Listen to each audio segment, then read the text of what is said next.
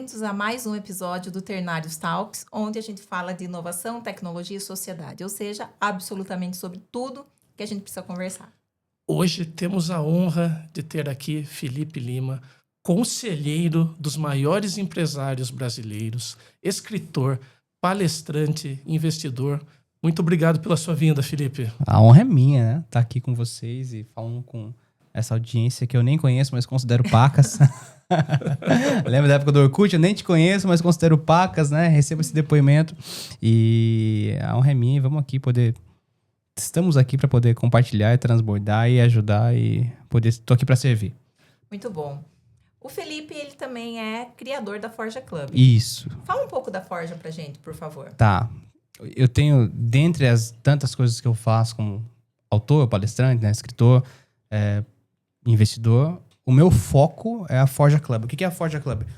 Nessa onda, eu comecei nesse meio de marketing digital, de masterminds, de clubes e tudo mais, lá em 2012 para 2013, né? E nessa onda eu participei de vários, mentorei várias pessoas, empresários, aconselhei vários, né? Me tornei um empresário, né, na época do processo.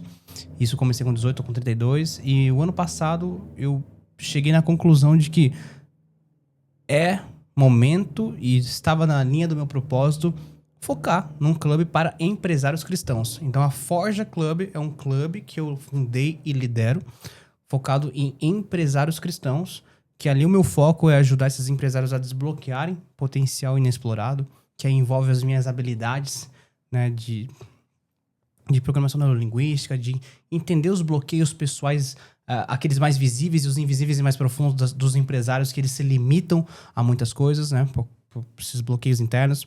Então, desbloqueio, ajudá-los a se posicionarem com autoridade e influência, que eu venho fazendo isso em diversos negócios, com minha marca pessoal, com a marca pessoal, desde pessoas que já estão na casa dos bilhões até novos milionários, né, pessoas que estão ascendendo para esse estágio de milionário. E também, como um terceiro pilar, né, o primeiro é desbloqueio, o segundo é posicionamento e o terceiro é escalar seus negócios e seus resultados com leveza.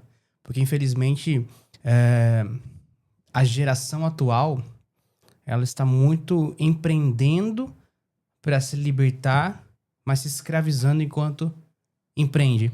Então, eu deixo bem claro, não, a minha visão é escalar com leveza, sem sangrar a alma e sem quebrar princípios cristãos, né? Que é o foco do clube, né? Nós somos um clube cristocêntrico, onde a mensagem de Jesus Cristo é a nossa constituição.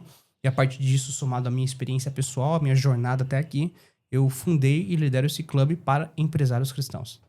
Legal. Felipe, eu imagino que, evidentemente, né, para você tratar, né, a Forja Club como, né, no caso, um grupo para empresários cristãos, você também, né, deve ser Sim. cristão, né, tal. Nós também aqui somos. Mas como fazer esse tipo de coisa, dado o fato que no Brasil a gente tem diversos grupos cristãos, religiosos, católicos, protestantes, batistas, presbiterianos. Então, como adotar uma linha que não seja uma linha tão genérica cristã, mas que, evidentemente, assim, cada pessoa ela vai tirar proveito dos seus aconselhamentos mediante esse caráter cristocêntrico? Legal. É uma pergunta boa. Ninguém nunca me fez essa pergunta, tá? Essa é uma pergunta boa. Vou responder, dar a resposta original, né? Quando eu tava no processo ano passado, escrevendo esse livro, inclusive, que é Prosperidade e Propósito, que pra quem... A parte marketing desse livro, né? De capa e tudo mais, é assim, a pessoa vai ver, ela vai comprar porque ela quer ficar rico. Ela quer prosperar e cumprir o propósito. Mas é um livro teológico. É um livro evangelístico, teológico, de desbloqueio e alto potencial de carga de geração de maturidade. Quando eu estava escrevendo esse livro, que é uma tese teológica, me torno teólogo, né? Até por causa desse livro, que é uma tese mesmo publicada no formato de livro. O que acontece? Eu entendo, através da mensagem cristã, através de Jesus Cristo, que cumpre a mensagem e revela a mensagem, que nós já temos acesso a tudo. Só falta maturidade. Tanto que eu tenho esse mantra, né? Não me falta nada, eu só preciso de mais maturidade. E nisso eu me esquivo um pouco dessa visão genérica de ser cristão. Eu até evito usar o sou cristão, porque eu sou cristão, todo mundo tem falado que é cristão. Só que poucos desses que falam estão, de fato, exalando uma maturidade cristã. Se a gente tivesse todo mundo no Brasil que diz que é cristão, de fato fosse cristão, o Brasil não tava desse jeito. Então, uma prova. É uma prova fatídica, né? Então eu separo muito o crente do cristão. E eu mesmo, quando venho discursar e palestrar e ensinar, eu falo, não sou cristão, eu sou cristocêntrico. Porque a palavra cristã veio muito... Primeiro que ela veio, foram os pagãos, né? Que veio, os pagãos lá da época romana, que veio, criaram essa palavra cristão para ofender, para zoar com a nossa cara. E aí o cristão começou a tomar isso, virou um consciente coletivo, né? De, ok, somos mesmo. Somos cristãos porque eram os cesarianos, né? Eram os Césares lá, os seguidores de César, os cesarianos. E aí, aqui tem os cesarianos, que eram os nobres, né? Esses aqui são os cristãos que seguem Jesus Cristo. Então foi uma zoeira com a nossa cara. Não faz sentido a gente pegar isso e usar como capa. Não faz sentido pra gente madura. Porque para as pessoas mais imaturas, ok, tá tudo bem, pode seguir. Partindo desse ponto, o que eu entendo? Eu entendo que não falta nada, a gente precisa de mais maturidade. Então, tanto nesse livro Prosperidade e Propósito, quanto na minha visão como líder fundador da Forja Club, eu atuando como conselheiro, desde bilionários até pessoas que estão alcançando o patamar do primeiro milhão, eu tenho que entender que a filosofia cristocêntrica, que é Jesus a pessoa mais madura que passou por essa terra, ele veio para nos ajudar a encontrar a nossa plenitude. Quem salva é ele. A partir do momento que eu creio nele como meu salvador, ok, próxima fase é o quê? Eu aprender com ele. Venha a nós, o teu reino, seja feita a tua vontade, assim na terra como é nos céus. Então, ok, como que eu faço o reino vir através da minha vida? Me tornando um reinante, como alguns chamam, né? Então, essa história de manifestar a maturidade. E isso não tá limitado a uma religião X ou Y. Porque eu defendo e confronto que quem tá num viés só religioso, vê teto, e quem vê teto não vê estrela. O teto é a camada religiosa da nossa mente, como eu já fui. Se você me perguntasse há alguns anos, eu falava, sou evangélico da bandeira tal. Portanto, se você não está usando a mesma bandeira, não torce pelo mesmo time que eu, nós temos uma rivalidade aqui.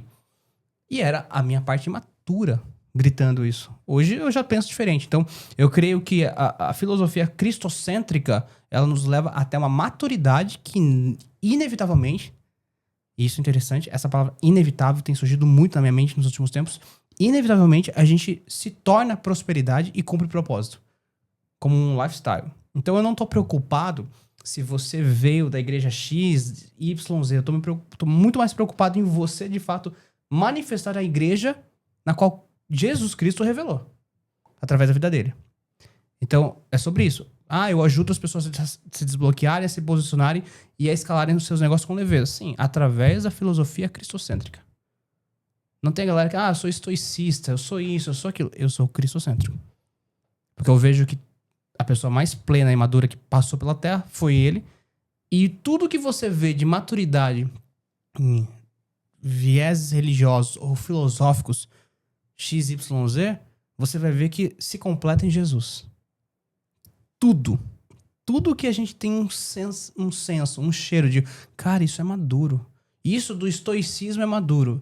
Isso daquela vertente da igreja evangélica é maduro. Isso do catolicismo é maduro. Eu vou até escrachar. Tem coisas maduras até nas pessoas que não conheceram a Jesus. Os indígenas xamânicos XYZ que eu nem os conheço. Você vai ver que tem uma certa maturidade neles em contemplar a natureza. Você vai ver que faltou pedaço só. Jesus é todo o mapa, é todo o quebra-cabeça. Então, por isso, cristocêntrico, e por isso eu não me importo com a capa que cada um usa dentro do seu viés religioso. Respondi a pergunta? Sim, Ficou complexa a resposta ou deu pra entender? Eu gostei da resposta. Eu entendo que também dessa forma, como o método é cristocêntrico, você pode até absorver empresários que teoricamente não estão ligados acontece. A congregações religiosas cristãs, mas que de certa forma tem uma ética convergente cristocêntrica. Vou te dar um exemplo. Tem um membro, um empresário, né, o Marco. Cara, gosto demais dele. E ele faz parte, né? Ele caminhava comigo como mentorando, depois avançou pra Forja Club. E ele tem um histórico, ele é budista. Um budista que, conforme eu falava sobre Jesus Cristo, não de uma forma religiosa, mas a filosofia cristocêntrica e a plenitude dele, ele foi se identificando. Opa, mas espera aí, o budismo fala disso também. Mas aqui ele ia vendo as coisas mais preenchidas e completas, mas ao mesmo tempo com alguma resistência em relação aos evangélicos, aos católicos, por falar, mas peraí, cara, o budismo é muito mais maduro nisso e eu vejo o evangélico aqui, o católico aqui, imaturo nesse ponto. Então, quando a gente vai para essa linha cristocêntrica, eu não tô eliminando a religião de ninguém, eu só estou falando que isso é metade do caminho.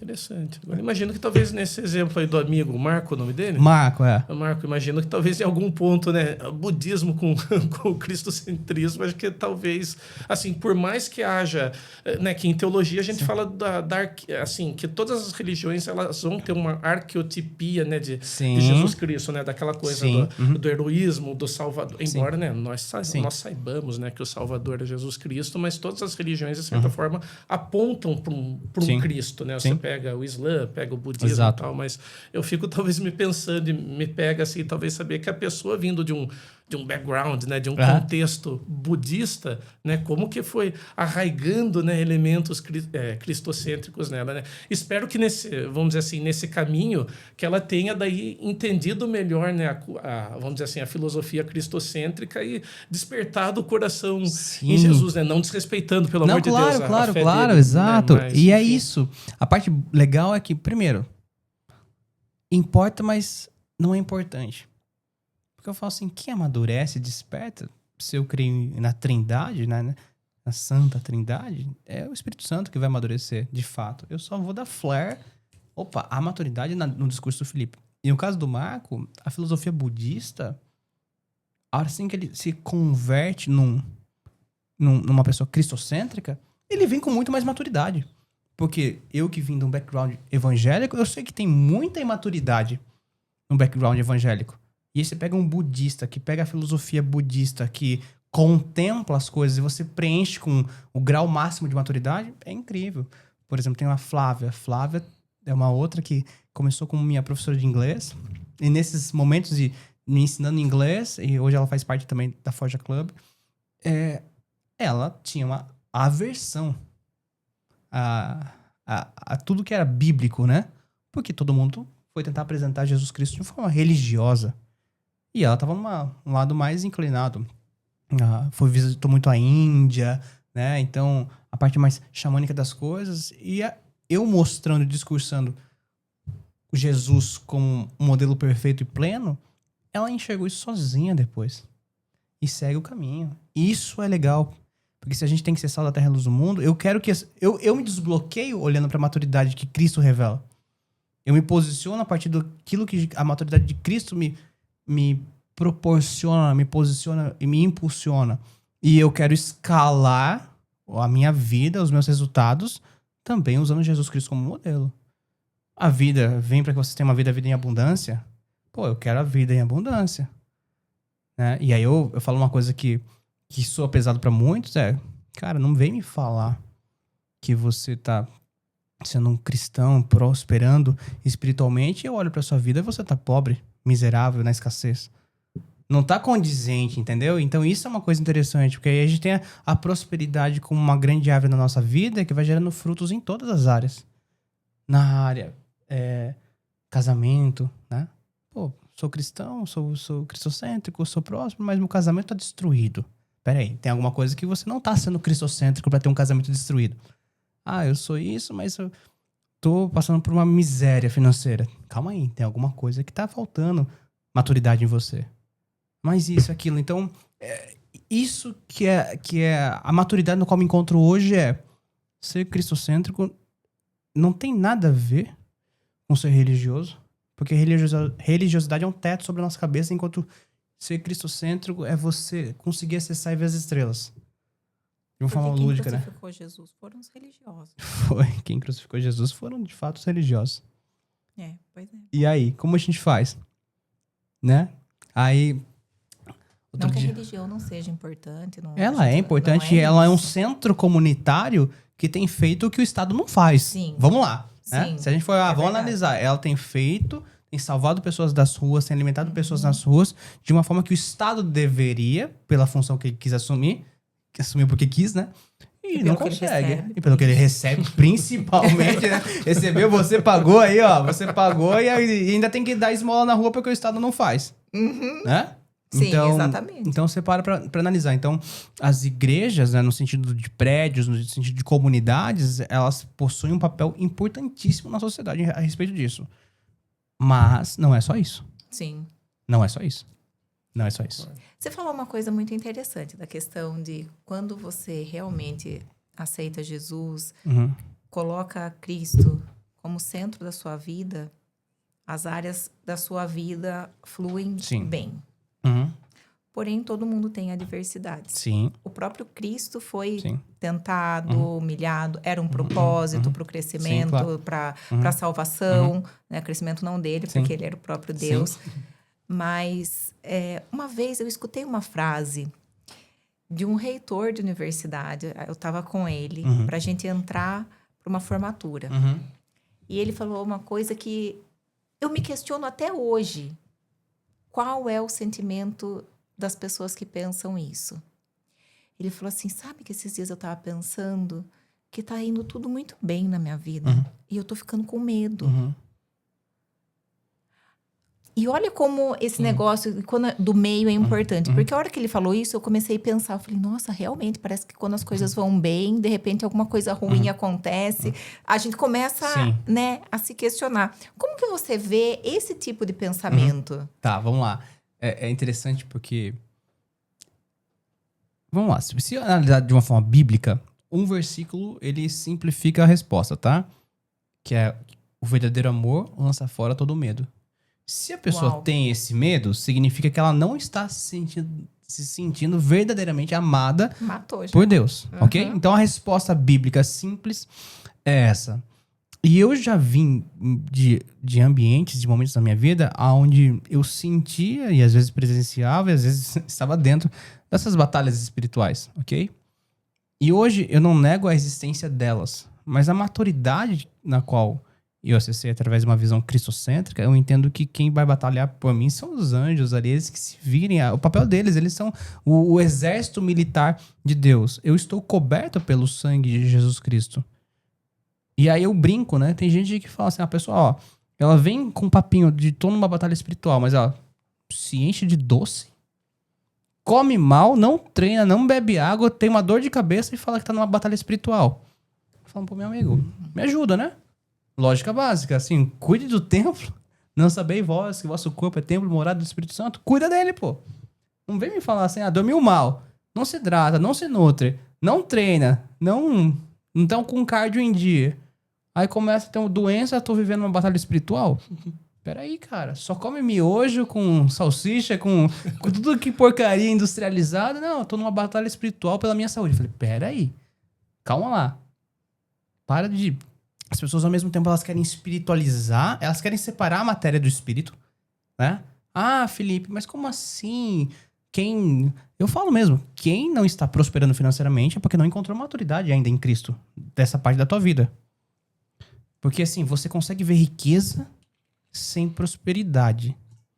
Mas não existe prosperidade sem riqueza. E é interessante, você consegue ver pessoas ricas que não prosperam. Tá? Mas se você encontrar alguém próspero de verdade, você não vai ver prosperidade sem riqueza.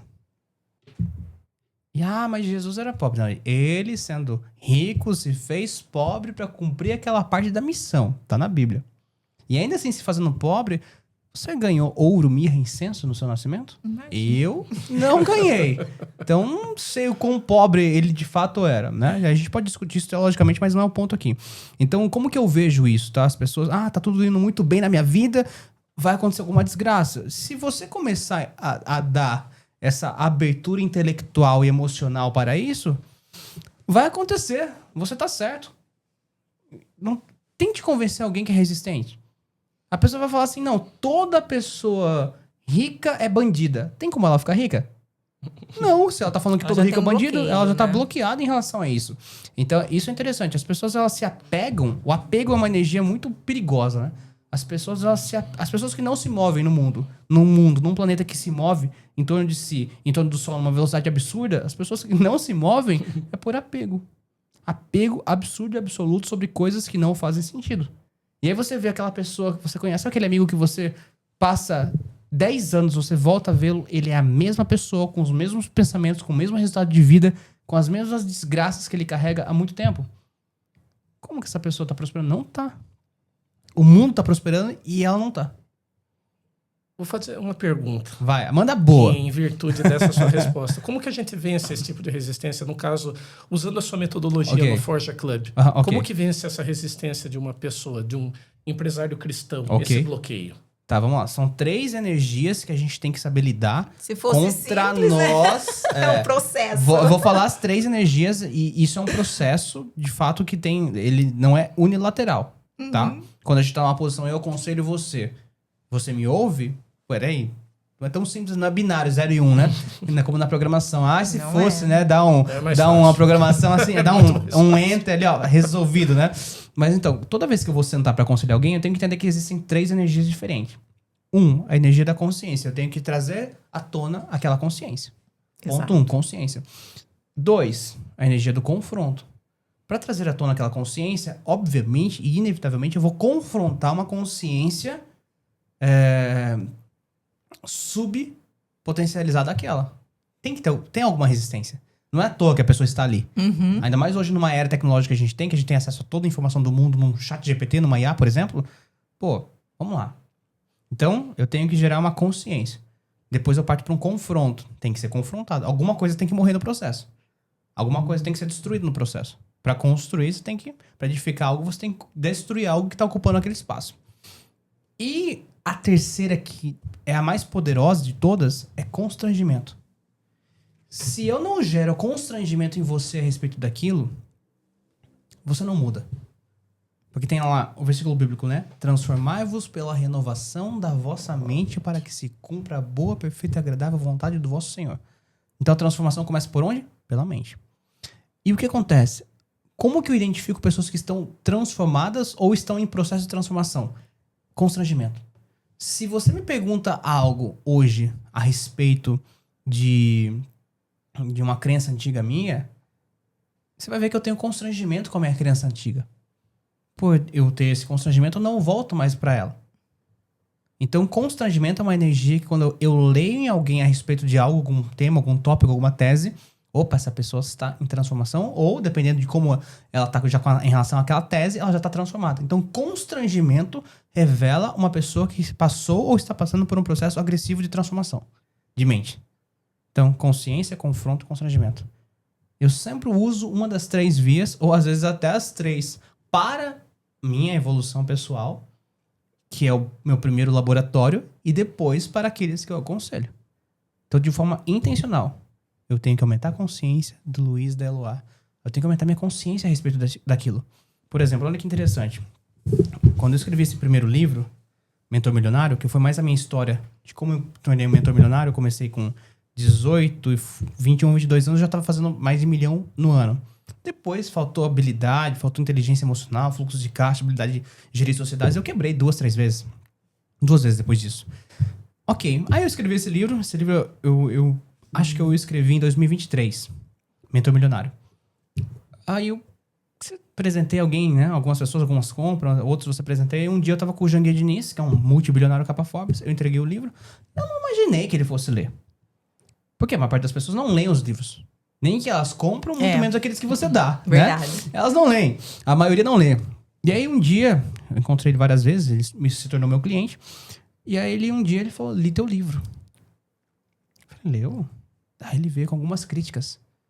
Críticas pesadas. E ele que já tinha escrito uns 40 livros, eu falei... Mas sabe quando aquela crítica aumenta a sua consciência, mas te confronta, te constrange? Mas assim que é bom, né? É bom, mas é desconfortável. Sempre vai ser. Eu queria mas refutar é as bom. críticas, né? Mas... Tá, entendi. Não, beleza. Falei, pô, o cara escreveu quase 40. O cara é multibilionário, capa Forbes. Eu vou ouvir, né? Ele teve o carinho pra ler e me... Ah, mas o livro é fino, mas isso, mas aquilo... parabéns, você foi o primeiro. Eu falei, legal. Beleza. Passou um ano, eu fui escrever o segundo. E só em diferença de volumetria, tem 3 vezes mais aqui. 3 para 4 vezes mais de... Não sei se dá pra ver no vídeo aqui. Tem 3 para 4 vezes mais de diferença de volume, né? Aí eu escrevi. Eu falei, Janguier, levei em conta as críticas que recebi no meu primeiro livro. Terminei aqui, tô terminando o segundo. Queria te mandar os 3 primeiros capítulos pra você ler. E me dar o seu feedback, já que eu coloquei em prática o que você me falou. Aí mandei, ele já falou, cara, me manda o livro todo. Você quer que eu faça o prefácio? Meu, já que você tá se oferecendo, né? Por favor, é um livro Prosperidade e Propósito, tem um multibilionário capa Forbes que crê em Cristo como um prefaciante. É interessante, faz sentido. Não foi eu que pedi, ele que se ofereceu, propôs e eu aceitei aceitei a honra que ele me deu a respeito disso. E olha, ficou um livro, eu saí de um livro de 120 páginas para um livro de 300 páginas. Né? Pô, e uma tese bem estruturada, bem construída. E é o segundo. E a hora que eu estiver no quarto, quinto, talvez eu me constranja desse. Porque quando eu olho pra esse daqui, eu confesso, eu tenho vergonha de dar esse meu primeiro livro pras pessoas. Inclusive esses 2 aqui é de vocês, tá? Depois eu vou acenar aqui, ó. Muito bom. Obrigada, então, Felipe. Isso é a prova do que eu tô te falando. Eu falo, cara, eu me constranjo. Tem vários desses em casa. Eu me constranjo de tocar no meu primeiro livro e as pessoas comprarem e eu presentear o primeiro livro. Porque a maturidade chegou num novo nível. Mas você não deixou de fazer. Exato. É esse que é o ponto. Exato, exatamente. Você não deixou de fazer porque só tinha X páginas. Exato. E o que vão falar, o que vão pensar. Exato. Você abriu seu coração. Você não tem vergonha de falar, olha, eu não tive maturidade, eu não tive isso, eu não tive aquilo. Eu quebrei, mas eu tô aqui. Exato. Até porque... Isso é bonito. Como que eu vou pro segundo sem passar pelo primeiro? E ninguém acerta, assim, né? Como que eu vou... E outra, e tá um livro incrível o segundo. Mas quando eu terminei o primeiro, eu achei que o primeiro tava incrível também. Entendeu? Mesmo assim, com todo o empenho, hoje eu falo, nossa, realmente, né? Dá vontade de voltar pra trás e reescrever ele inteiro. Mas não vou fazer. Não. A gente só caminha pra frente. Uma coisa é fazer uma revisão ou outra. Fala, não... e agora eu tô finalizando o terceiro livro, né? Que obviamente que vai ficar até mais estruturado, melhor do que o segundo. Isso é interessante. Então, consciência, confronto e constrangimento. Se você não tem essas 3 energias no dia a dia da sua vida, eu te falo, não tem transformação de mente. Se não tem transformação de mente, não tem prosperidade sendo manifestada na sua vida. Você tá numa zona, num limbo de zona de conforto que vai ser mais do mesmo. Aceite isso. Eu vou fazer uma extensão aqui, a conversa está indo por um caminho aqui, tá? Eu só vou puxar um adendo. Manda. Como que eu poderia, por exemplo, vamos falar no segmento de vendas. Legal, ok. A gente sabe que para vender para alguém, assim, tem que despertar a consciência daquela pessoa que está comprando a respeito daquela dor, que muitas vezes ela... Assim, a dor é latente, mas para ela não está latente ainda, ela não se conscientizou 100% daquilo. Que nem eu falei, vou puxar aqui um adendo. Como que você acha que a gente poderia, assim, quem está ouvindo a gente, quem é vendedor, quem trabalha com nicho... Todo mundo é B2B, vendedor hoje. Todo mundo vendedor. Deveria todo mundo aceitar como, né? Boa. Como que a gente pode trazer um paralelo dessa, digamos, da metodologia do confronto, do constrangimento, da consciência num processo de vendas? Tá, legal. Vamos dar um exemplo mais prático. Então, vender o quê? Aqui a gente vende software. Legal. Vendemos software. Então, Isso também é um pouco do terceiro livro já, não é? de marca pessoal. Exatamente. Vender a sua própria marca pessoal. Boa. Que vai ser Nem sei se eu podia falar. Não, claro. Já falou, já tá falado. Vai ser muito focado nisso, nesse IVP, Índice de Valor Pessoal. Porque a primeira coisa que você vende para o outro é a sua marca pessoal. Ok? Vamos lá. Eu tava no Web Summit em Lisboa. Foi nesse mês aqui. Então, o que acontece? Lá... eu via que as pessoas que depositavam dinheiro nas startups não estavam depositando na ideia da pessoa. Estavam depositando na pessoa que gerou a ideia e demonstrou algum índice de valor pessoal IVP mínimo de segurança para executar tal ideia. Ok? Então, primeira coisa, a gente tem que entender que nossa marca pessoal, ela chega com força ou sem força, e ela é um fator altamente determinante para conversão em vendas. Se eu vou vender software e de fato eu não entendo nada de software e a pessoa me faz uma primeira pergunta, eu já bambeio na pergunta, o meu IVP sobe ou desce? Desce. Então, ainda mais quando você vai vender algo tão técnico, você tem que entender do que você está falando, você tem que dominar do assunto. Com certeza. Né? Tem que dominar do assunto. Não é eu vender uma mochila, não é Mont Blanc, do, sei lá, pele de, sei lá, cordeiro tal e blá. Não tem. Agora, software que tem tanta variável, né? Então, vamos lá. Primeira coisa, que as pessoas são camadas, né? Por exemplo, quando a pessoa vem pra Forja Club, eu tenho uma trilha que eu tenho que passar todo mundo, que é, tirando a parte do desbloqueio, eu já tenho que pensar que todo mundo tem que estar posicionado. Teu posicionamento chega primeiro, ok? Posicionamento, daí a gente vem a parte de posicionamento. Antes de escalar, eu tenho que ter essa parte de proposta. Qual é a proposta que eu carrego, né? Que a proposta ela vem muito do marketing com a parte comercial. Então, se você está mal posicionado, você já entra como um mau vendedor. Então, entenda isso. Se você está mal posicionado, você começa uma relação comercial como um mau vendedor. Vai vender, entenda isso. Se posicione bem. Segunda coisa, quando a gente vai entender sobre venda, tem que entender o que é marketing, porque marketing está acoplado à venda e marketing gera venda. Marketing tem um papel simples para começar. Antes de um monte de sopa de letrinha, coisa mais técnica, tática, o que você tem que fazer? Você tem que entender que marketing nada mais é do que gerar conexão, consciência e convencimento. E quanto mais você gera e mais você antecipa isso antes de ir para um processo mais comercial, e no processo comercial a gente tem spin selling, isso, aquilo. Tá, tem várias variáveis ali. Mas o grande ponto é, você tem que fazer com que essa conexão com o quê? São 3 objeções universais. Objeção número 1. Eu confio no vendedor. Objeção número 2. Eu confio no que ele está me vendendo, que a solução que ele me vende de fato é boa. E a número 3. Eu confio que eu estou no momento ideal e que de fato essa solução é para mim. Você começa a entender de pessoas, de mente e de vendas, de posicionamento, você começa a entender que é fácil você ler as pessoas. Se as pessoas não confiam, vou comprar algo do Luiz. Luiz, confio no Luiz como vendedor.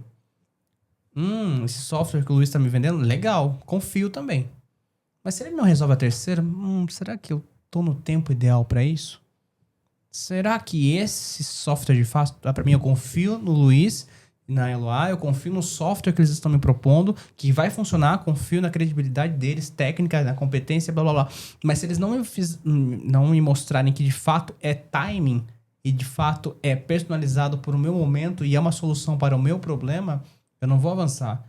Então tem vários E às vezes não é. E às vezes não é. E tá tudo bem. E se o vendedor tem essa percepção também, que vende algo mais custom, né? Que é muito mais próximo de vocês, a galera do software house, obviamente você vai ter que adaptar a sua solução à necessidade daquele cliente. Não vai empurrar. Não. Se você empurrar algo, mesmo que o cara compre, vai dar trabalho. Vai ser um cliente que não vai falar bem de você, ele vai gastar o caixa dele com coisa que ele não vai usar. E a tecnologia ela vai ficar obsoleta com o tempo e você, vai ser um trabalho chato para você entregar, para ele usar e não vai gerar um ganho na relação, entende? Então, quando você começa a entender as pessoas, a mente das pessoas, tudo isso vai entrando na consciência, confronto, constrangimento. Você começa, vamos lá, começou o dia, você começa usando consciência, confronto, constrangimento em quem, primeiro? Em si próprio. Em si próprio.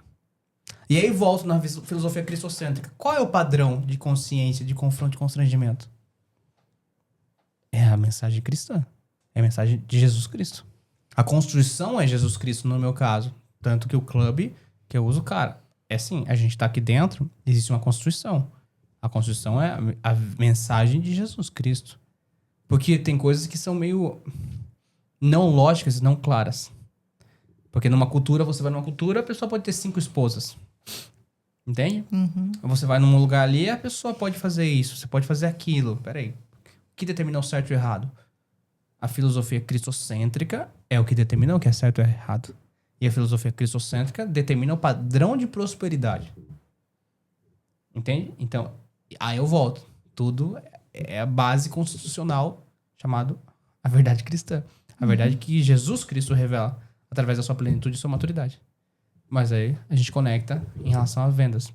Por exemplo, eu não consigo mais nem admirar, nem respeitar pessoas que estão aparentemente prosperando, enriquecendo, né? Estão enriquecendo, mas enganando as pessoas. Porque tem uma questão. O brasileiro também, e aí eu falo bem brasileiro porque eu não vejo o americano, por exemplo, o pessoal dos Estados Unidos, ter esse perfil de comportamento. Ele muitas vezes compra algo de você, não porque ele quer aquilo, porque ele acha que ele comprando aquilo de você, ele vai ter o que você tem. Sim. Entende? E hoje também, então, primeiro é entender um pouco qual é o público que a gente tem, o material humano que tem hoje. Em segundo lugar, eu também vejo que falta um pouco das pessoas entenderem o terceiro ponto que você falou. Às vezes, não é o momento. Exato. E eu vou contar rapidamente uma história que aconteceu comigo. Eu sempre conversava com uma moça que é vendedora de carro, eu tinha ela no WhatsApp e ela também salvou meu número porque eu via os status dela. Eu não podia comprar aquele carro. Mas sempre que eu mandava uma mensagem, que eu via os carros ali, eu mandava uma mensagem, ela me respondia. E eu nunca fui na concessionária e tal, até que chegou o momento que eu consegui comprar o carro, eu comprei com ela pelo WhatsApp. Ela falou, Eloá, foi a venda mais rápida que eu fiz na minha vida. Eu trabalho com vendas há 20 anos. Eu falei, então, não foi. Não foi mesmo. Não foi. Porque você não percebeu que você me deu essa atenção todo esse tempo. Para mim foi importante. Ou seja, a gente não vende em um ponto também. Sim. Assim, até trazendo para essa questão cristocêntrica, a Bíblia não tem um versículo. Não. E ai daquele que é um padrão, infelizmente, é um padrão normal. Não vou falar que é natural, porque não é natural. É artificial, na verdade. As pessoas, elas abrem a Bíblia, Deus vai falar comigo. O versículo ali. Eu falo, a Bíblia oráculo. Isso é um pouco perigoso, né? Não, é muito perigoso. É bastante perigoso. Se eu vou pegar livro de Jó e até Deus aparecer e colocar cada um no lugar dele, né? Nossa, nos primeiros se a pessoa já tá deprimida, como é que capítulos faz? ali, calma aí, da esposa fala, amaldiçoa teu Deus e morre. Eu vou falar, então, aí abri a Bíblia, tá ali, cai, amaldiçoa teu Deus e morre. Eu falo, deu ruim aqui, né? Então, se as pessoas não entendem e nesse livro aqui, eu fiz questão de, no capítulo 2, colocar todas as dispensações que você leu, né? Todas as dispensações em ordem cronológica para as pessoas entenderem as fases. Porque Jesus veio resolver o grande mistério, veio ensinar tudo, veio completar o que faltava aos pedaços, né? E revelar a maturidade das coisas. Então não adianta eu ir lá para em Reis, vou lá, 1 Reis 10, que tá lá o auge, o apogeu do rei Salomão. Legal, incrível. Lê o capítulo seguinte, 1 Reis 11, que é a queda de Salomão. Cara, ele não tinha a revelação de Cristo. Todos nós que viemos depois de Jesus Cristo ter sido crucificado, ressuscitado, glorificado e o Espírito Santo ter sido manifestado para nós e a graça ter sido liberada, nós temos uma outra responsabilidade, um outro tempo e uma outra capacidade de entender as coisas. Nós estamos depois de todos os apóstolos terem sido mortos e terem feito tudo que aconteceu. A gente está numa era muito privilegiada. A gente tem privilégios de acesso, tem uma liberdade, vale a Bíblia, entenda a Bíblia. E, infelizmente, as pessoas vão por essa via que devido, sei lá, talvez um coeficiente intelectual inferior, um coeficiente emocional, pior ainda, né?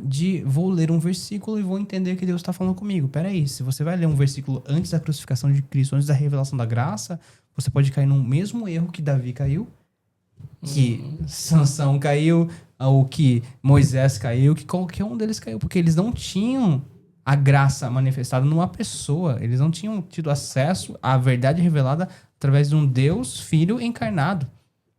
E aí que é interessante, as pessoas, vou abrir a Bíblia, vou ouvir aqui, aí aceita, tá lá no lugar tal, aparece uma pessoa bêbada, perturbada emocionalmente, intelectualmente nem se fale, sem viés cognitivo porque tá sob o efeito do álcool, e a pessoa fala pra ela, Deus mandou te dizer, prepara tuas coisas, porque sua vida vai mudar e você vai passar por um deserto.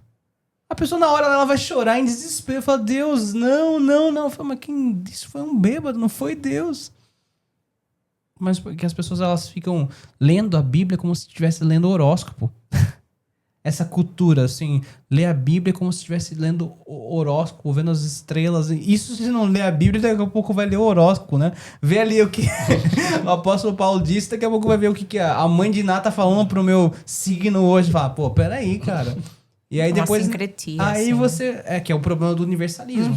Né? Eu aceito que todos venham como estão para que eles encontrem a maturidade. Mas não quer dizer que eu aceito tudo que as pessoas carregam. Jesus deixou bem claro isso. E eu, modelando Jesus como um modelo perfeito a ser seguido, sendo cristocêntrico, eu tenho que ter a mesma empatia por todos, mas não aceito o pecado de todos. Eu tenho que me conscientizar, eu tenho que me confrontar e me constranger pelos meus, quando eu abro o olho, porque a verdade de Jesus Cristo revelada na Bíblia é a base moral, intelectual, emocional, espiritual, blá, blá, blá, blá, blá, para todas as coisas. Entende? Porque senão a gente vai entrar em umas loucuras.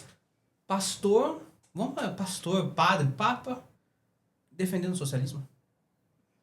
Se eu vou pra lógica bíblica das parábolas dos talentos, eu já venho ver que a multiplicação é essencial.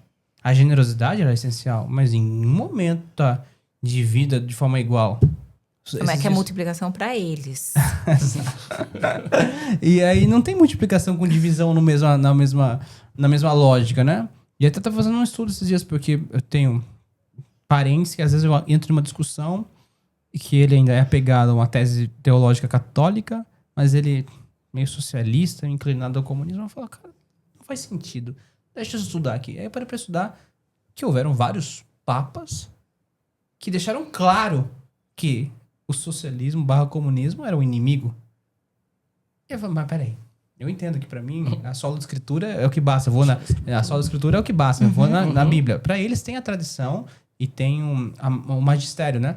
Mas se a tradição e o magistério tá falando que não é, como que agora desvirtuou e você tá crendo nisso? Há um interesse. Exatamente, há um interesse, uma agenda política, uma agenda demoníaca nisso, né? Para aqueles que são mais entendidos no assunto, mas que não vem ao tópico daqui, né? Mas o grande ponto é transformar-vos pela renovação da vossa mente para que se cumpra a boa, perfeita e agradável vontade do vosso Senhor. Ok? Amém. E aí você começa a entender. Aí você vai ler ali Efésios 1:4, se não me engano, que está bem decretado que todas as bênçãos espirituais já foram liberadas através de Cristo Jesus. Amém. Aí a pessoa fala assim, não, mas aí tá falando de bênçãos espirituais. Eu falo, meu amigo. Nossa, mas quer mais o quê? Eu falo assim, meu amigo, vamos lá, bênçãos espirituais. Não, eu tô falando de uma vida espiritual abundante. Cara, calma, peraí, vamos lá. É a raiz de tudo. A palavra, ela está encadernada. Ela está materializada. Jesus teve que vir encarnado. O Criador criou os céus e a terra na forma matéria. E tudo aconteceu de uma forma material. E aí você vem me falar que o espiritual ele tá desconectado do material? De forma alguma. Não faz sentido. Tudo que acontece espiritual se revela no material. E o material é só um eco, uma sombra de algo espiritual. Então as pessoas, daí a gente vai numa imaturidade que infelizmente persegue, não a maioria dos empresários cristãos, tá? Mas o povo mais que não quer empreender mesmo, porque tem duas vertentes, né? Estão dois lados de uma mesma moeda. A moeda se chama a fraqueza, a baixa maturidade cristã. De um lado, na grande massa popular, as pessoas veem os céus e Jesus como um escape. Venha logo, Jesus. Isso quando o cara é ateu, ele fala, vem meteoro. Ele vê um post ruim nos comentários, ele vê um post ruim na internet e fala assim, vem logo, meteoro. Meio que acaba com tudo, né? Mas o cristão imaturo, ele fala, vem Jesus, volta logo, Jesus, sua noiva tá esperando. Tá desesperado para que você volte para salvar a gente. Mas ele não quer mudar o ambiente dele. Ele quer ainda continuar com o mesmo apego emocional barato, pobre, improdutivo, né? Porque a pobreza não é um meio, a pobreza é um resultado, é um fruto, né? Então, ele quer ver o céu como escape. Eu quero escapar daqui o quanto antes, porque eu sei que aqui eu não vou ter sucesso. Falando, caraca, peraí. Lê a Bíblia. Lê a Bíblia. Aí a gente tem um outro lado da moeda, que isso vale mais para os empresários cristãos, Que eles começam, não, eu vou fazer acontecer, eu sou abençoado, Só que ele vai para um lado meio avarento, num lado de servir o seu próprio ego e a sua própria vontade, e a hora que ele menos percebe, ele começou a construir um castelo real, a hora que ele passou 1 ano, 2 décadas, ele se percebe, isso aqueles que percebem, que construíram uma prisão de luxo e querem colocar as próximas gerações ali dentro. Não, essa aqui é a empresa da família, você vai tocar sim. Construir uma prisão para ele e ainda quer trazer as próximas gerações dentro daquela prisão, quando deveria ter construído um castelo real, uma família real, próspera, abençoada, abundante, frutífera, transbordante, que gere valor, que imprima valor na sociedade, que seja impactante. Porque quando a gente vai para nossa maturidade, e aí é um erro que a gente não pode cometer. Quando a nossa maturidade não pode ser escondida ou fugir da imaturidade alheia. Se eu tenho 18 anos de relacionamento com a minha esposa, né? Casado, a gente tem 13. Eu só beijei minha esposa, só conheci ela. Se eu fico quieto em relação a isso e não uso esse valor que foi conquistado pela minha parte, mas porque eu acessei a maturidade real, no sentido de genuína, através do que a mensagem cristocêntrica revela, eu tô omitindo algo e estou guardando só pra mim, algo que foi bom pra mim. Então, a gente tem o nosso papel, né? Aí eu acho que Churchill, que disse aquela frase, né? Eu não lembro se foi Churchill ou foi Luther King, que é: o que me preocupa não é o grito dos maus, né? Mas o silêncio dos bons. Esse é o ponto. Essa é a minha visão. E aí a gente tem que provocar. Então, quando eu vou começar uma palestra, eu falo assim: não tô aqui pra mudar ninguém, tô aqui pra provocar todo mundo. Vamos já com a expectativa certa, dar o tom certo pras coisas, porque eu não mudo ninguém. Quem muda é você. Eu mudei a minha vida através da graça liberada e tudo que veio maturidade. Eu mudei a minha vida, Deus permitiu e já tinha liberado todas as bênçãos. E aí eu tenho uma visão mais agressiva ainda, que eu falo assim: se eu não preciso de nenhuma nova profecia, eu não preciso de ninguém dizendo mais nada em nome de Deus, e tenho muito cuidado com qualquer um que aparece dizendo Deus mandou te dizer. Porque tudo que ele já disse e tá na Bíblia já tá muito bem claro, esclarecido e dito. E se você mexer com aquilo, tocar naquilo, manifestar aquilo, não tem como dar ruim. Exatamente. É. Já tem o cânone das escrituras. Exato. Né? E como que você traduz tudo isso dentro da Forja? Quando eu decidi os pilares centrais da Forja, por isso desbloqueio, posicionamento e escala com leveza. Primeiro, eu entendo que eu já sou mentor e conselheiro de empresários há muito tempo, desde os meus... Eu tenho uns 10 anos. Então, tô com 32, comecei cedo, mas já tem 10 anos. 10 anos já é muito tempo pra você fazer um laboratório e entender as pessoas, né? Ah, eu entendi que era 10 anos de idade. Não. Já tem 10 anos, né? Então, não, quase, né? Quase. De repente você tá aconselhando ali os seus coleguinhas. Pode ser, né? Pode ser. Não deixava de ser, né? Em 10 anos eu andava com a Bíblia na mochila e eu fazia meus amigos... Eu pregava Apocalipse pra eles terem terror, medo das coisas, e daqui a pouco tava todo mundo se batizando por medo. Então, ó. Beleza, já era conselho. Já era, né? Mas tá empresários vendo? eu comecei com uns 22 pra 23 anos. Então, Faz sentido, Felipe. agora faz sentido, né? Então, o que acontece? Quando eu olho isso, eu entendo que, olhando pro laboratório de aconselhar empresários, somado pela era que a gente tá de inteligência artificial, vamos concordar que o como não é mais mistério? Não. Como fazer XYZ? Não é mistério. Com a época Google já não era tão mistério. Com a época ChatGPT, qualquer como ou o que não é misterioso. Pô, vamos concordar, vai. Hoje as pessoas, assim, que têm um celular na mão, elas só são burras ou desprovidas de boas decisões porque elas permitem. E não porque falta algo na mão delas. Não falta nada. Falta maturidade. Então... Dito isso, analisando que muitos empresários, quando eu os guiava, eles não travavam pelo fato do como.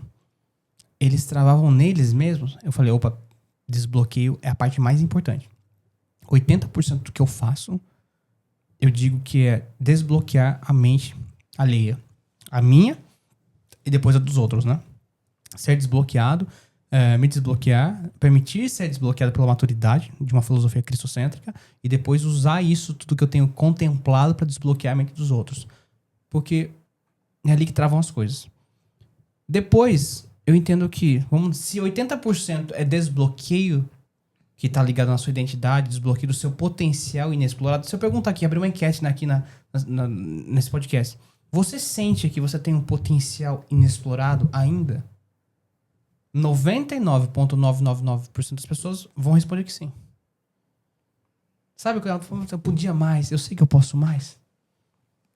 Todo mundo acorda e dorme com essa sensação quando pensa a respeito disso. Então 80% da minha função, do meu empenho, vai em aprender, contemplar, descobrir ferramentas novas, porque está escrito lá em, se não me engano, Provérbios 25:2, né? A glória de Deus está no ocultar as coisas, porém a glória dos reis está no tentar descobri-las. Então eu gosto de tentar descobrir essas coisas que Deus escondeu, essas ferramentas, essas coisas que estão escondidas na natureza ou nas outras pessoas. Então, 80% do que eu faço, eu tenho que desbloquear as pessoas. Eu vou dizer que os outros 15% é ajudar elas a se posicionarem, ter um posicionamento mais claro. Porque muitas pessoas não avançam na sua prosperidade, mesmo desbloqueadas, porque o posicionamento público delas, começando também pelo posicionamento pessoal perante ao espelho, é confuso.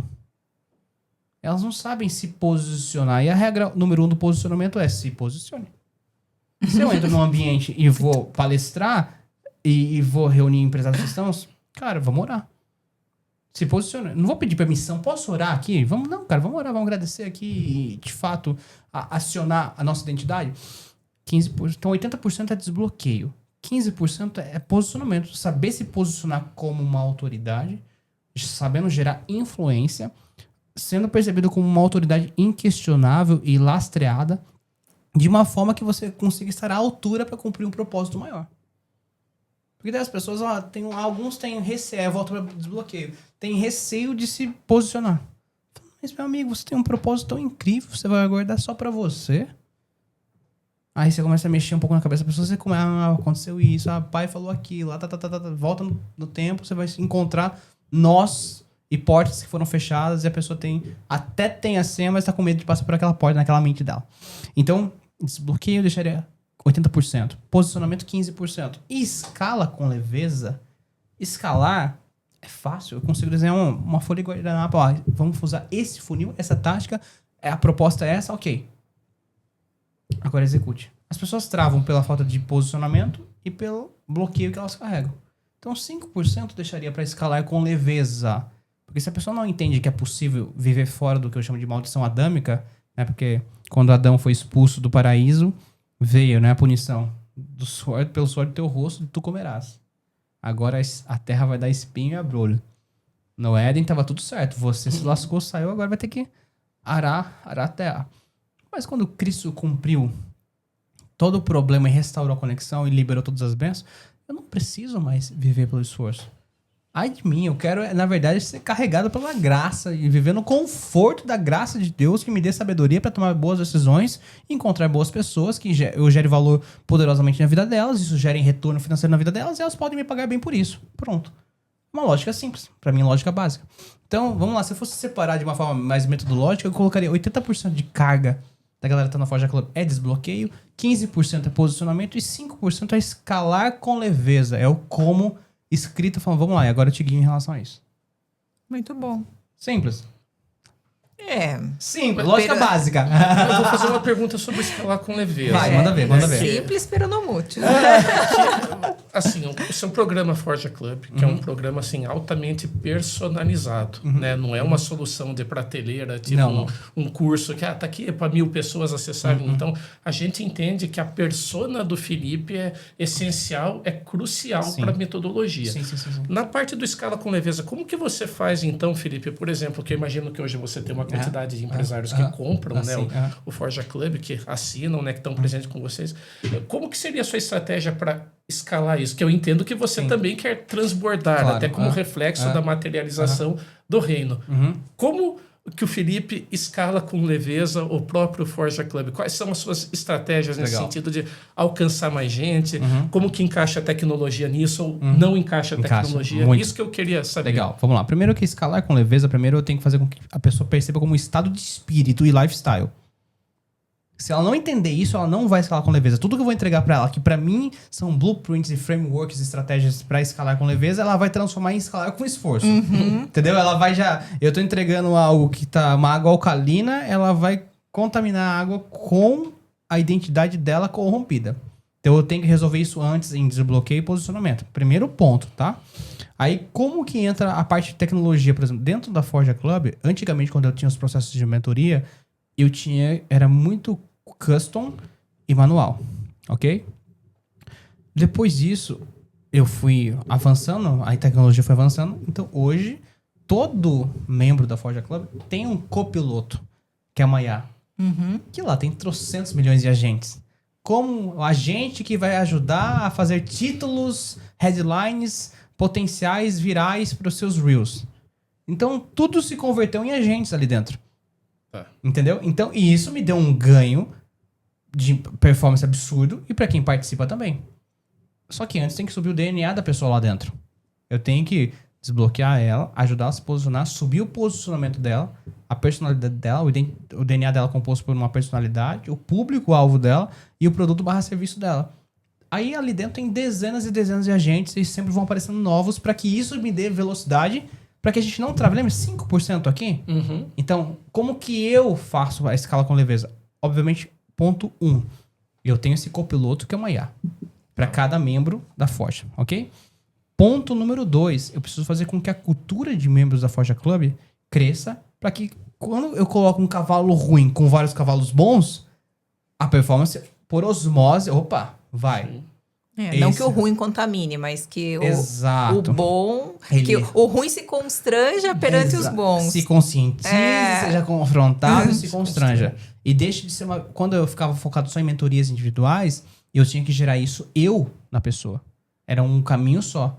Uma energia de uma única via. Eu preciso conscientizar, confrontar e constranger vocês. Quando eu crio um clube, eu tenho que gerar energia pro clube. As pessoas que vão prosperando ali dentro, por exemplo, o Marco que eu mencionei no início, né? O Marco, eu desbloqueei ele para escrever o primeiro livro dele, O Pai que Volta para Casa, que é para falar sobre a relação pais e filhos que precisam ser restaurados. E ele começou a fazer um desafio de Reels, né? Virais. 3, 4 dias atrás, ele acerta um Reel viral, a hora que a gente menos espera, olha, tá com quase, agora 200 mil views, de forma orgânica. Quando o Marco, que já é um senhor de seus 60 anos, dentro da Forja, mostra isso pra pessoa da metade da idade dele, e ele não é o cara tecnológico, gera consciência, gera confronto e gera constrangimento em quem não fez.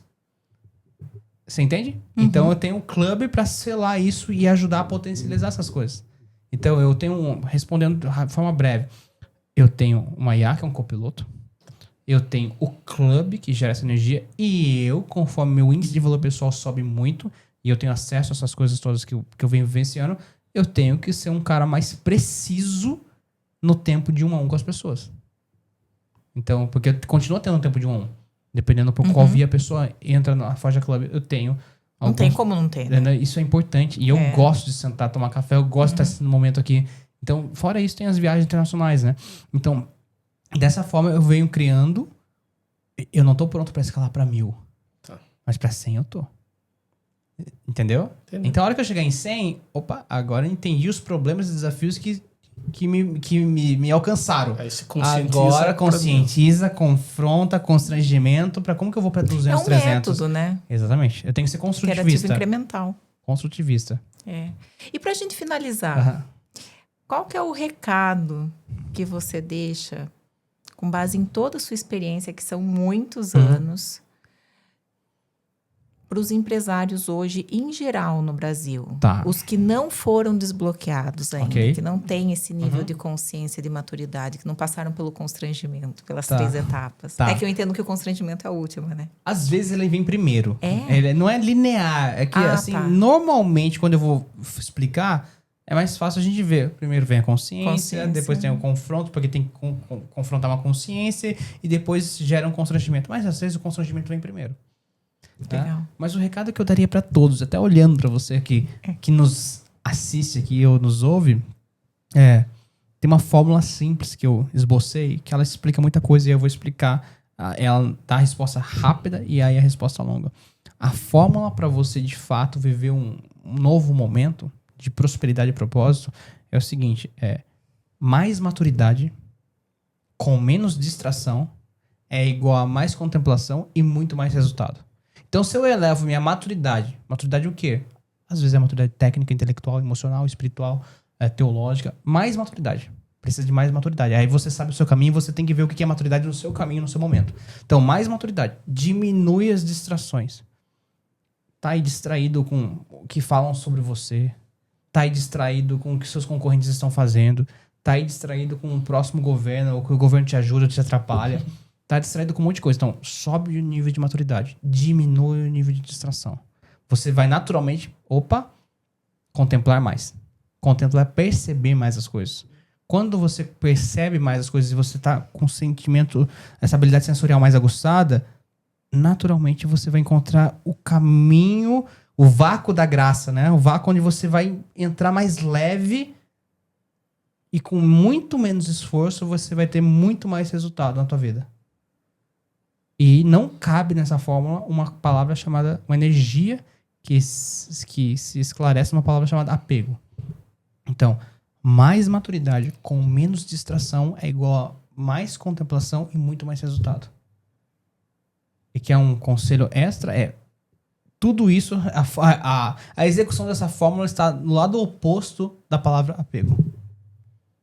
É isso. É isso. Sabe que o foco, na verdade, é isso. E eu estava conversando com uma pessoa, sei que a gente já deu tempo, mas só rapidinho. E a pessoa, não, porque eu já tenho foco e tal. E eu olhei, eu falei, cara, eu amo você, mas você não tem foco. Você sabe o que é foco? É exatamente isso. Você tem que ter mais maturidade e menos distração. Porque quando você está fazendo 800 mil coisas ao mesmo tempo, você não consegue. É distração. Exato. Mais maturidade te dá desempenho, dá performance. Distração menos distração te dá mais tempo. E o seu tempo vale mais. Se dá mais tempo no sentido nominal, né, matemático, mas no sentido de potência do tempo, né? Porque tem gente, o que é uma hora? Cara, uma hora são 60 minutos. Mas 60 minutos pra mim é diferente de 60 minutos pra alguém que tá viciado no tigrinho. Né? E uma pessoa esses dias falou pra mim, nossa, parece que as minhas 24 horas não é a mesma dos meus colegas. Eu falei, mas é claro, você é uma pessoa focada. Sim. E é difícil a gente colocar esse nível de consciência. Por isso que seu trabalho é impagável, né? É imensurável. Exato. Então, é isso. Aí entra no princípio, que aí já é um princípio que eu vou trabalhar no livro 4. Eu tenho que terminar o terceiro para passar pro 4. Muito que é falar sobre inevitabilidade. Como você se posicionar de tal maneira que você tem que se tornar inevitável pro sucesso que você quer ter. O sucesso no casamento, sucesso em tudo. Seja inevitável. Que aí já tá o spoiler do título do livro 4. Seja inevitável. Muito bom. Fantástico. Felipe, quer aproveitar para fazer uma breve divulgação? Claro, aí claro. Colocar aí, né, pro pessoal ver, pessoal de casa. Com muito constrangimento, tá? Você pode achar esse meu livro aqui. Mentor Milionário. Pra qual câmera eu olho? Pra essa aqui? Fechou. Esse aqui é o Mentor Milionário, que é um livro que eu escrevi, se não me engano, em 2023 eu publiquei ele. 23 para 24. E aqui eu conto a minha história de como eu me tornei um mentor milionário. Minha história toda com marketing digital e toda essa jornada. E depois eu tenho esse livro aqui, que é Prosperidade e Propósito, que eu tenho duas pessoas especiais que participaram desse livro, que uma é a Manuela Cabrino, que é uma psicanalista que eu confio muito e eu convidei ela para participar. Teve uma participação importante nesse livro. E o segundo, que foi o prefaciante, que é o Janguier Diniz, que é um multibilionário capa Forbes, que de cliente se tornou um grande amigo. E eu aconselho ele no que diz respeito ao posicionamento dele, a escala de uma das operações dele. Então você pode encontrar esses dois livros aqui, enquanto não sai o terceiro, o quarto, o quinto e o sexto e por assim vai, tá? E esses aqui é de vocês, vou deixar aqui, eu tô vendo que vocês têm a estante aí. Esse aqui eu sei que vocês já têm, Luiz, eu lembro. Inclusive, eu aproveito até aqui para mencionar uma das últimas falas sua na última página, que fala da mesa infinita, né? Que pode transbordar, que a mesa infinita tá disposta para todo mundo, né? Sim. Que a graça de Cristo, ela proporciona uma mesa infinita. Eu gostei muito, para comprovar também que eu li também. Exatamente, o capítulo 12 é o capítulo, que é o último, é um capítulo sobre influência, né? Exatamente. Você usar sua influência para, de fato, a prosperidade e propósito jamais vai ser algo egoísta. Então tem que ser algo que transborde, que acesse as outras pessoas. Mas é isso, né? E para as pessoas, os empresários que querem estar mais junto em relação a participar da Forja Club, aí tem que estar mais junto, me manda uma mensagem, tem que ver se tá no tempo, momento. Eu não quero ninguém entrando emocionalmente lá, emocionado. Tem uma proteção a isso, que eu não sou salvador de ninguém, e tem que entrar lá a pessoa que está muito disposta e disponível a ser provocada, a ser guiada, a ser conscientizada, confrontada e constrangida ao mesmo tempo que eu faço isso na minha vida e pego os meus erros e acertos e compartilho com as pessoas que estão ali dentro pra gente acelerar o tempo pra gente, pros nossos negócios. Sensacional. É isso. Felipe, muito obrigada. Obrigado pelo convite. Obrigada a todos. Muito obrigado, Felipe. E façam um ternário vocês também. Como o nome do nosso podcast é Ternário, tem tudo a ver com essa conversa. Ternário é uma escolha. Legal. Em linguagem de programação. E, basicamente, o que as pessoas fazem ao entrar na Forja é uma escolha. Sim. Para entrar, para ir para o próximo nível. Sim. Vamos dizer assim. Então, faça uma escolha você também. É sensacional. Faça a melhor escolha que você consegue fazer, né? Exatamente. Muito obrigada, Felipe. Obrigado, gente. Felipe. Valeu. Obrigada.